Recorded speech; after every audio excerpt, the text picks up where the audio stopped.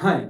ನೀವು ಪುನರಾವರ್ತನೆ ಅಥವಾ ಮತ್ತೆ ಮತ್ತೆ ಮಾಡೋ ಪ್ರತಿಯೊಂದು ಚಿಂತನೆ, ನೀವು ಅನುಭವಿಸೋ ಪ್ರತಿಯೊಂದು ಭಾವನೆ ನಿಮ್ಮ ಮೆದುಳನ್ನ ರೂಪಿಸುತ್ತೆ. ಇದನ್ನ ವೈಜ್ಞಾನಿಕವಾಗಿ ನ್ಯೂರೋಪ್ಲಾಸ್ಟಿಸಿಟಿ ಅಂತ ಕರೀತಾರೆ. ಅಂದ್ರೆ ನೀವು ನಿಮ್ಮ ಮೆದುಳನ್ನ ಇವತ್ತಿನಿಂದಲೇ ಮರು ಪ್ರೋಗ್ರಾಮ್ ಅಥವಾ ರೀಪ್ರೋಗ್ರಾಮ್ ಮಾಡಬಹುದು. ತಿಳ್ಕೊಳ್ಳಿ, ನೀವು ಸಿಕ್ಕಾಕೊಂಡಿಲ್ಲ, ನೀವು ಸೋತಿಲ್ಲ, ನೀವು ಕೇವಲ ಹಳೆಯ ಪ್ರೋಗ್ರಾಮ್ ಮೇಲೆ ಓಡ್ತಾ ಇದ್ದೀರಾ ಅಷ್ಟೇ.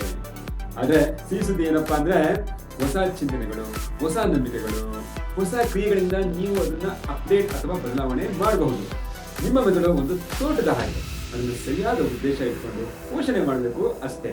ಇದನ್ನ ನನ್ನ ಜೊತೆ ಹೇಳಿ, ಪ್ರತಿದಿನ ನಾನು ನನ್ನ ಮೆದುಳನ್ನ ಯಶಸ್ಸಿಗೋಸ್ಕರ ಮರು ಪ್ರೋಗ್ರಾಮ್ ಅಥವಾ ರೀಪ್ರೋಗ್ರಾಮ್ ಮಾಡ್ತಾ ಇದ್ದೇನೆ.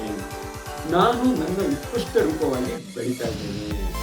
ಓಕೆ, ಈ ರೀಲ್ನ ಸೇವ್ ಮಾಡಿ, ಪ್ರತಿದಿನ ಪುನರಾವರ್ತನೆ ಮಾಡಿ ಮತ್ತು ನಾಳೆಯ ಮೈಂಡ್ ಶಿಫ್ಟ್ಗೋಸ್ಕರ ನನ್ನ ಫಾಲೋ ಮಾಡಿ.